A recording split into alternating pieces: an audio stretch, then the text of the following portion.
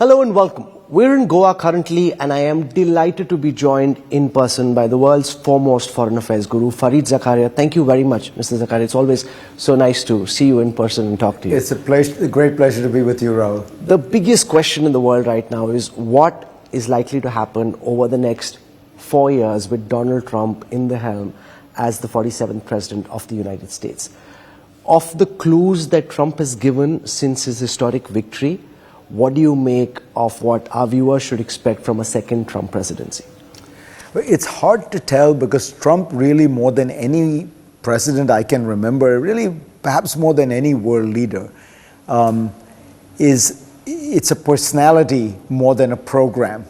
It's his personality that determines everything. Does he feel like he likes another foreign leader? Does he feel like there's a deal here where he's going to look good? It's all about that. So with that caveat, because you really have to say that, would anyone have guessed that in the first Trump term, Donald Trump, the great hardline Republican hawk, would fall in love with Kim Jong-un, the dictator of North Korea?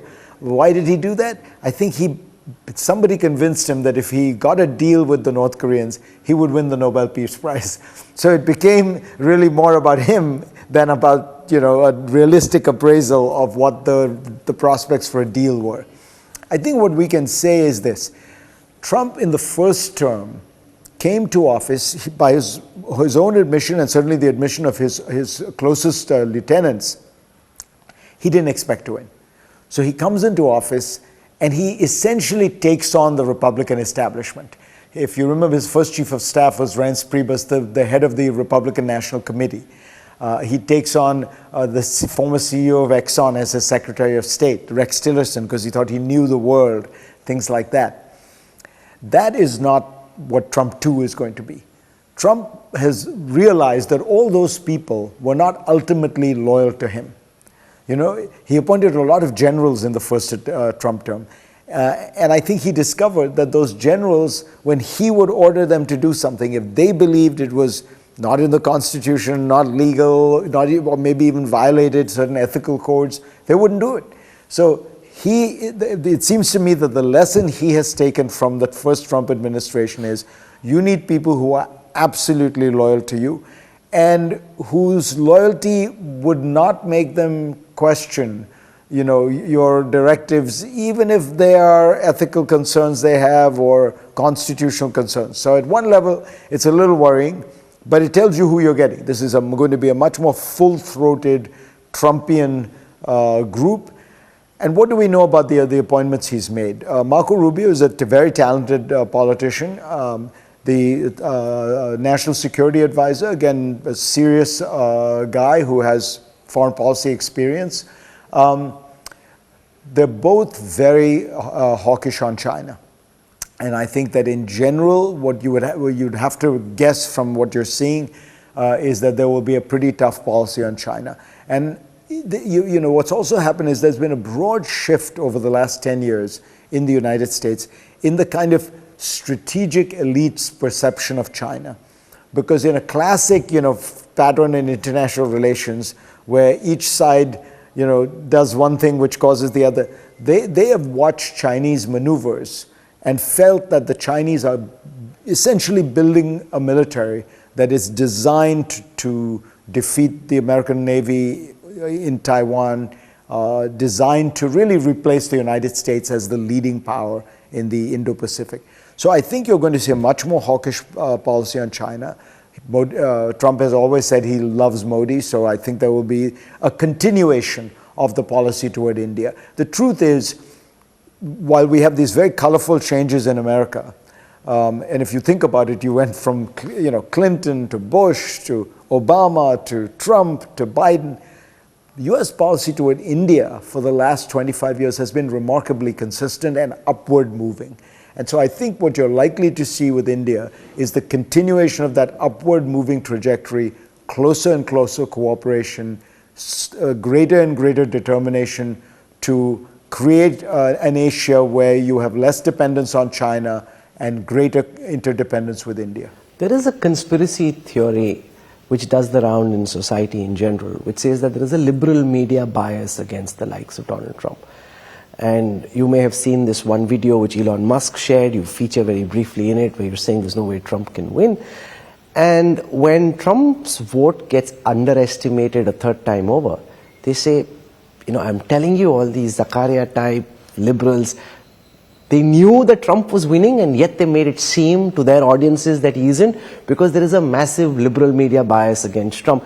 And that feeling gets reinforced because in the end, from the outside, even though the numbers suggest it was a close election, but from the outside it seems Trump won easy. So how do you, as a practitioner and as a pundit, respond to this? Because they're saying, hum to bata hi rahe the, ye sab biased hain inke khilaf.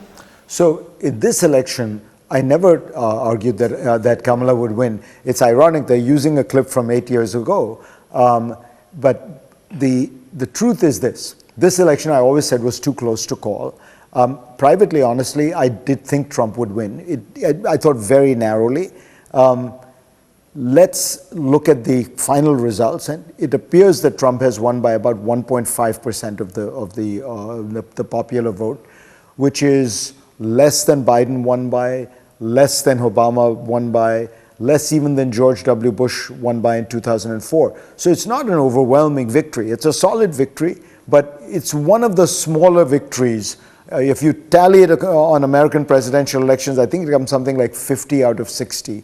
I think that 2016, I definitely thought Trump would not win, partly because, if you looked at the polls, Hillary Clinton was leading by 7-8 points. The really interesting question is not that there's a liberal media bias about this. That's silly. It's that there is a persistent problem in polling which is not picking up Trump voters. And there are 2 or 3 reasons why this seems to happen. One is that Trump has upended the political coalitions. He appeals to some people who are new. He turns off some people who used to be reliably Republican. The party has changed so much. It used to be the party of the rich and the upper middle class. It's now the party of the poor and the working class. So in that midst of that, when you're polling and you make these adjustments, because obviously you're polling a sample and then you're trying to adjust, I have too few blacks, I have too many women, and you adjust. In that adjustment, are you missing these shifts that are taking place? The second is that Trump voters seem to be shy. They use that phrase, meaning they are less willing to talk to pollsters. They are less willing to tell pollsters whom they're going to vote for. And in that context, you're getting some underrepresentation. There's a very interesting analysis that was done by somebody, a Republican pollster, who decided to ask the question differently. He said, not whom are you going to vote for? Who do you think your neighbors are voting for? And he got a much higher response for Trump than. So in other words, people are saying, I don't want to admit to you that I'm voting for Trump, but all my neighbors are voting for Trump. So maybe there needs to be more clever calculation around this.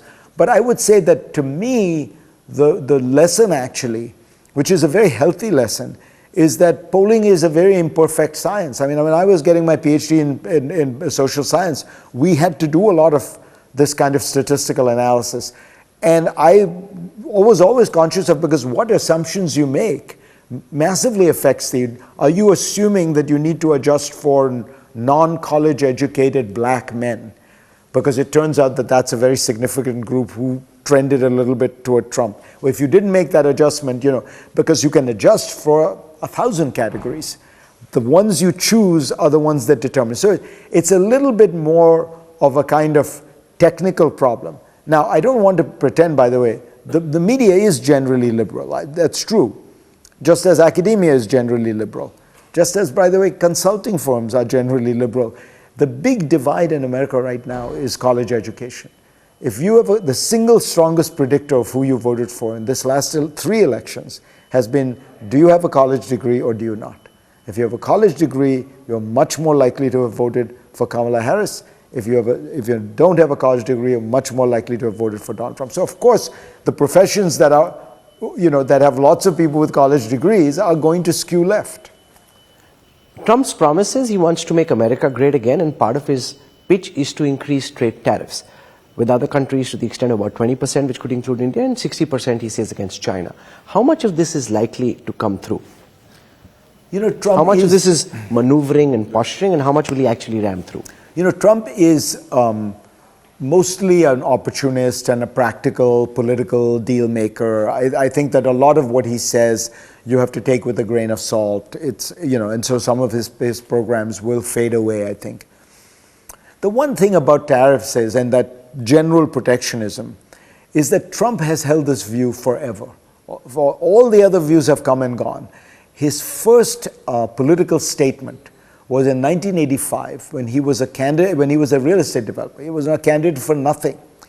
He took out a full-page ad in the New York Times, and it was an ad saying the Japanese, in those days, that was the fear, the Japanese were going to take over the world. The Japanese are, are engaging in vicious, unfair trade. We should not be taking this lying down. We should slap tariffs on them. We should do all this kind of thing. And by the way, the Europeans are also terrible because they don't pay us enough for our security. So those are the two things he's always believed, particularly on tariffs. So it's hard for me to believe that nothing will happen. I mean, this is a guy who's said many, many times that he's going to put 10% tariffs, or sometimes he says 20 on everybody, 60% on China. I think there is an element of threat and bluff. But there will be some tariffs. I think there's no question there'll be some tariffs. And, he's singled out India as having very high tariffs, which is true. India is probably the most protectionist large economy in the world today.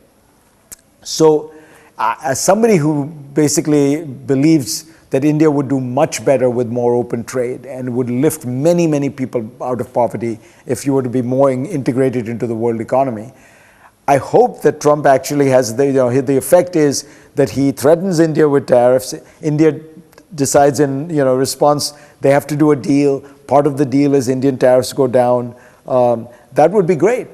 But the overall effect of Trump tariffs will be probably greater protectionism in the world, less trade, less economic interaction, which in the long run is not a great thing. Let's spend a moment on the US-China dynamic. He's threatening 60% tariffs, even if it isn't quite to that extent, it's lesser, but there will be more fragmentation of that equation. How does that impact countries like India? How do you see US-China play out over the next 4 years, particularly looked at from India's lens? Look, for India, this is a golden opportunity. Trump is almost certainly going to put higher tariffs on China than anyone else. Even if they come up with a deal, I think there will be more tariffs on China. But even beyond that, American business in general is on a long de-risking process away from China. If you're an American CEO and you have, your only supplier is China, you are actively seeking to change that. Every American CEO. If you have 70% of your production, you're trying to get it to 50%. So the arrow is only moving in one direction. So far, to be honest, India has not benefited that much from it. The major countries that have benefited are Vietnam, Mexico, a little bit Malaysia. India has not yet been able to be the manufacturing powerhouse that could replace China. And I don't have to tell you, there are all kinds of problems, regulatory problems, labor problems, why India is not a manufacturing powerhouse. And it still isn't. There is some hope in some areas. The Apple iPhone production is a very promising sign, but there are all kinds of problems. The simplest one, for example, is because India is so protectionist, a lot of manufacturing is now actually assembly. So you have to import intermediate goods from other countries, and India has very high tariffs on those. So until that's all lowered and regularized, it's hard. But now, if this push gets even further, you're going to need to find scale, because if you're going to get your production in China from 100% down to 80%, you can fill that 20% with Vietnam. But if you're going from 100 or 80% now to 40%, you need scale, you need volume. Only India can potentially provide that. So it's a real golden opportunity. And what India should be trying to do is not so much go for the very high-end chips and things like that, because you're going to be able to do one or two signature projects like that. But India is a poor country. It has a per capita GDP of 2,700, 2,800. Where it can excel is in large-scale manufacture of everything, because it has cheap labor, it has land, it has the capacity to organize this all. So if it were to take this opportunity, India can find a way to become a manufacturing powerhouse that it has still not yet been. Looked at in a global arc, the results that we've seen over the past several months suggest a massive pushback against incumbents. Where does that place Modi's victory? I mean, he came down from 303 to 240, but to me it looks that much more incredible when all incumbents are being wiped out, including Joe Biden, Kamala Harris, for the Prime Minister to be able to ensure, I mean, with the reduced majority and with coalition partners, to stay on in power. How do you see this push that we're seeing globally against incumbency? Yeah, I mean, the global anti-incumbent feeling is extraordinary. You know, there's a data analysis done in Europe where they took the voting patterns over the last 120 years, and there has never been a year like this one, this last 12 months, where every incumbent party that was up for election in the industrialized world lost. And pretty much every incumbent party throughout the world suffered significant setbacks or was voted out of office. Modi is probably the most important exception. I think there are one or two others, but is the most important exception. Now, why did it happen? The first thing fundamentally one has to say is India does not have a two-party system. And if there had been a two-party system where every BJP person was up against one non-BJP MP, it is likely that the BJP would have lost power. Because what happened in India is the anti-incumbency vote often got divided between two or three major parties. So that's number one. But the second is, you're right, Modi has bucked the trend because I think he is personally very popular, even though there's a feeling of anti-incumbency, things have been too chaotic, inflation was high, COVID was not handled well. He has somehow managed to maintain the sense of trust and connection with the Indian people. And it's because at the end of the day, Modi is still seen by Indians as something of an outsider.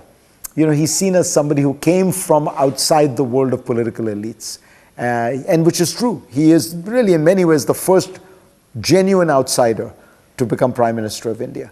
And that, you know, it's a testament to his skill that despite being Prime Minister for 10 years, he's still viewed that way. But that, I think, is the key to the places where you have seen success. So if you look at the United States over the last 20 years, there have been two figures who have dominated American politics, Barack Obama and Donald Trump. They're totally different except in one respect. They're both outsiders to the political system. Looked at from the outside, what are you making of Modi 3.0? We look at it from inside and very closely, but when you zoom out and see from your perch, how are you seeing Modi 3.0 being different from what we've seen the past 10 years? The most interesting thing, which was sort of predictable, I suppose, is that you see a renewed determination and emphasis on getting the politics right. I think Modi viewed the dramatic loss of his majority as a wake-up call. So if you look at the various state elections, the BJP is utterly organized, determined, driven. They're outspending the opposition by even more. I mean, maybe they were outspending them by 5-1. Now they're outspending them by 10-1. So you see the political determination of Modi coming through very strongly. But in policy terms, actually, what I'm struck by is the continuity. Modi is, doubling down on the growth agenda. He is continuing to try to push infrastructure, all those things. So, which is actually very welcome, because I think what you're seeing is a much greater sense that, there's not the elections did not result in him saying, okay, I'm going to abandon all this because it might be disruptive, or I'm going to entirely go to pandering, populist politics of giving away freebies. It's not that. There is a real growth agenda, and I think India benefits from it. On the social side, in terms of Muslims, minorities, rule of law, judiciary, again, I don't see much change one way or the other. So in a way, with Modi, you see what you get, and people who are hoping you'll get a softer, gentler Modi on issues like minorities. I don't see that, but I don't see any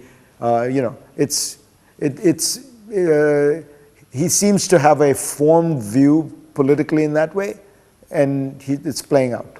For the past 4.5 years, the Indian and the Chinese armies were eyeball to eyeball along the line of actual control. And then before the Kazan SCO summit, the PLA announced that it would pull back. The Indians had held their ground, and when I speak to officials in the Ministry of Defense and the Ministry of External Affairs, they can't quite explain why the PLA agreed to pull back. I mean, they say we don't even know why they came in. We just held our ground, did what we had to, stood firm, and now they're going back, and thank God for that. Looked at from your lens, why do you think Xi Jinping, because I don't think the PLA could have taken the decision on their own, why do you think Xi Jinping has chosen to improve relations with India at this juncture? It's a very good question. Nobody really knows the answer. As you say, nobody really understood why the PLA pushed in the Himalayas as they did in the first place. So one has to get, because the puzzle is this, Rahul, which is Xi Jinping has had a more aggressive policy, foreign policy, since he came into power. But it was mostly directed at staunch allies of the United States or the United States itself. US, Australia, Taiwan, those were the areas. But he also, you saw this incursion in India. There's a part of me that thinks there is something going on in that area, which is in the conception of the hardliners in Beijing, is vital to their national security or to their sense of national unity. Remember, this idea of national unity is very important for the Chinese. And the area, as you know, is essentially part of Tibet, and Tibet is part of their conception of, the unity of China is centrally involves the idea of control of Tibet, control of Mongolia, control of Taiwan. These are very core issues because they have solved, I think I'm right in saying this, they have solved 15 of the 16 border disputes they have with their neighbors. The one they have not solved is India. So there's some issue that for them is very sensitive. And so I think what happened in the incursion in the first place is it might have been some misunderstanding or miscalculation. The local commanders went forward, but they were not willing to pull back. They were not willing to compromise. They were not willing to. Now, why has he changed?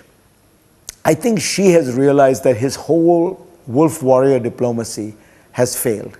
Look, they tried in Australia to blackmail the Australians with the sort of 14 demands. It went nowhere. The Australians didn't budge. If they tried in the Philippines became more pro-American. They've tried in Southeast Asia in general. It hasn't worked. They tried in Europe. The Europeans are more aligned with the US strategy toward China. And I think, there's a fundamental misunderstanding the Chinese have of their rise. Maybe they look at their rise and they look at America and say, America rose to power and just became more and more influential. America's rise is very unusual because America is surrounded by two vast oceans and two very weak neighbors. So America's rise does not, essentially, inherently threaten anyone. And America is often seen as far away, this far-off power occasionally comes in, restores the balance of order, interferes depending on your point of view, but it goes back. China is rising in the middle of a very crowded continent. Right next to China is India, is Japan, is Vietnam. And as China rises, it makes countries like that very anxious and insecure. And so I think they've handled their rise completely wrong. They should have been much more accommodating. That was the Deng Xiaoping model. And maybe there's a course correction taking place. But you'll notice it's a fairly modest course correction. I mean, I would have thought Xi would have tried. I mean, if I was Xi Jinping, I would say the way you outfox the Americans is you make closer and closer deals with India. And Modi was not opposed to that when Xi Jinping came to power. People often forget that Modi's first use of the word, multilateral, not multi-aligned foreign policy. When he started talking about a multi-aligned foreign policy, India had very good relations with China, and many people interpreted that to mean, I'm going to have good relations with America and with China. The Chinese squandered that, and so if they could have found a way to manage to have closer economic and technology and political ties with India, that would throw the biggest spanner in the wrench in America's strategy in Asia. But they're still not able to do it because I think she still at some level believes, look, we are the leading power in Asia. We should be given the respect we deserve. Other nations should be kowtowing to us. Not literally in the old Chinese sense, but should be paying us deference. And of course, India is never going to pay China deference. Trump's victory has an impact on everyone, but the one leader who was looking most carefully was Zelensky, because they were very worried about the impact of a Trump presidency on the future course of the Russia-Ukraine war. We've seen Zelensky now speak about the possibility of some kind of a political solution. Do you see this war end in the next several months or pause? I think that there's a good prospect that there's a deal to be had. And the truth is it was already moving toward that. Because over the last several months, it has become clear that the Russians are not going to be displaced from the 20% of Ukraine that they hold. The Ukrainians have made very brave, valiant efforts. They've dislodged them a little bit from the positions that they held in that first flurry in 2022 when they took over parts of Ukraine. But Crimea, the core pieces of Donbass that they hold, they are going to hold. Now, on the other hand, it's also worth saying, the Russians have made no advances either. The Russians have not been able to take much more of Ukraine. But that could change unless Zelensky's army keeps getting weapons and supplies. Correct. So that's why I say there's a deal to be had, which is if Trump makes clear to Putin, look, there's a deal to be had roughly along the lines we are at now. We can freeze the lines now. But if you try to make more advances, I will keep funding the Ukrainians. But is he interested in funding the Ukraine? I mean, you'd like to hope but that's why I say there's a deal to be had if Trump wants the deal. But the deal does involve the threat to Putin that he will keep funding Zelensky. So here's the way I think about it. There's a great opportunity for Donald Trump to say, I made the deal, Joe Biden didn't, I made it, it happened on my watch. And I ended the war. I'm the great deal maker. I ended the war. But it does require him to be tough on Putin. Now, on the other hand, I think what you're hinting at, Rahul, is he doesn't seem to like the Ukrainians. Remember, he tried to blackmail Zelensky in the first term.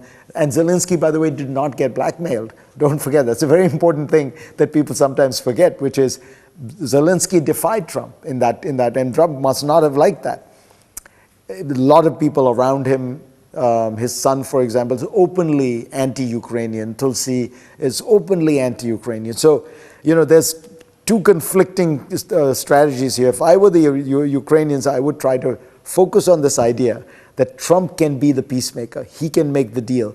But for the deal to be made, there has to be a real threat. If he does that, as I say, you freeze the lines, and you have to give Ukraine some security guarantee. That's the other part, which I wonder about where Trump would be. Because if you don't give them a security guarantee, Ukraine will collapse. Because nobody is going to invest in a country that you think the Russians could go back in 2 years.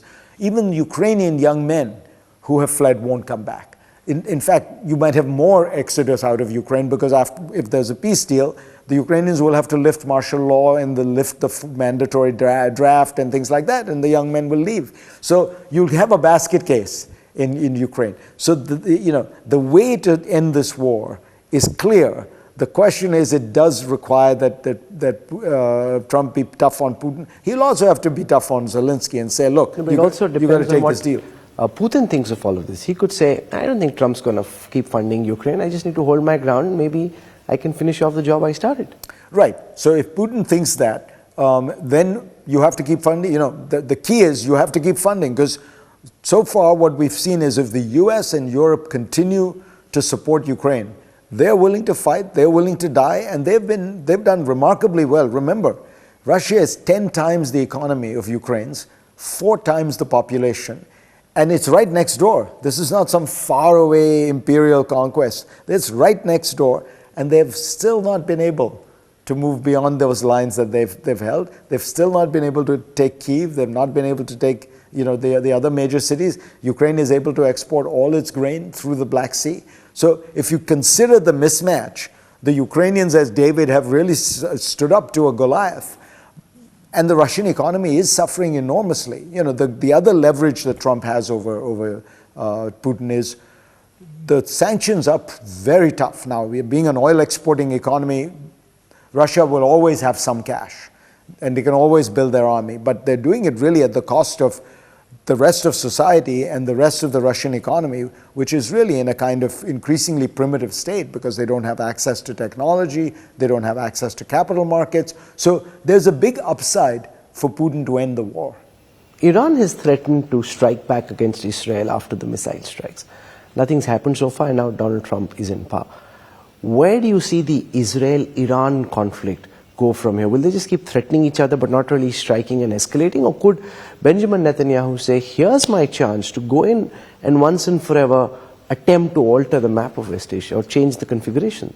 It's very intelligent that you're asking it about the Israel-Iran, because that's the central dynamic at play right now. The Gaza thing is now basically over, and it's a separate issue. It's what Israel should do with the occupied territories, how it should handle the Palestinians, and you know, just put that aside, both politically and humanitarian catastrophe that it is. What is going on in the north is the central strategic game. The Iranians have been trying to play a game through their proxies, Hezbollah, the Houthis, the militias in Syria and Iran, and Hamas, of putting Israel on edge, but also putting the Gulf Arabs on edge. You know, they allowed the Houthis to attack Saudi Arabia's oil facilities. The Israelis have decided enough. We are going to re-establish deterrence, and we are going to strike hard, both at Hezbollah and in Iran. And what they discovered was that Iran and Hezbollah were much weaker than people realized. And they have, I think, very effectively re-established deterrence, where they've destroyed Hezbollah to a large extent militarily, though politically it remains a very powerful organization. And what they've shown and they've exposed is that Iran is a paper tiger. They've now destroyed all of Iran's air defenses. All, by the way, Russian-built air defenses. And India, please take note.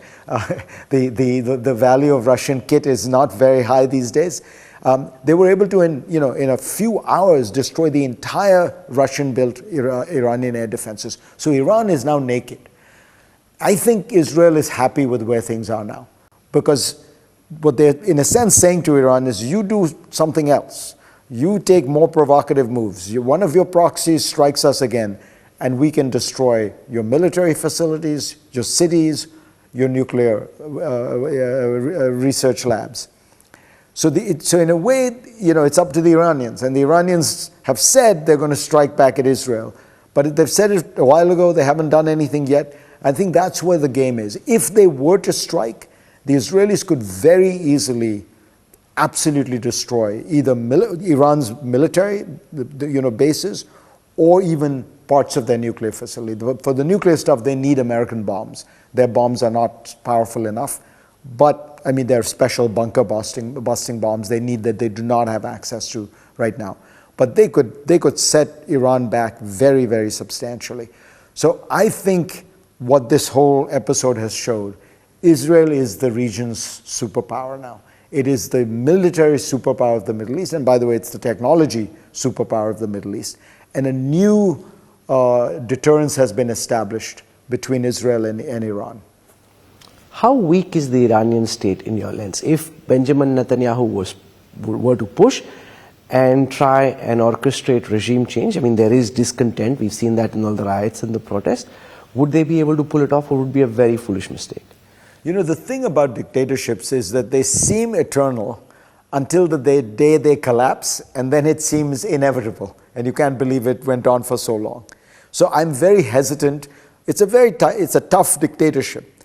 But my own sense is that the Iranian regime has always been able to mix repression with patronage in a way that gives it a certain stability. Iran is a very traditional society, religious society. The Shia clergy it's very different from a Sunni state where the clergy have a certain kind of political role and respect. And you can see this even just by looking at Iraq next door. In Iraq, which is a free democracy, the Shia tend to vote for parties that are very closely aligned with Shia religious groups, with Shia religious figures like Muqtada al-Sadr and things like that. So, it's not surprising that the Ayatollahs have some support. I don't think it's a majority by any means, but if you're a dictatorship, and in the rural areas, among old people, among more religious people, you have some support. Then you dole out patronage and you increase your support. And then you crack down hard on all these urban liberals.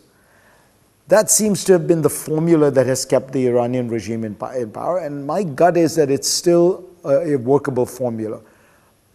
As I say, you never know with the dictatorship. But what I will say for sure is we have now had many experiments at regime change in the Middle East in the last 20 years.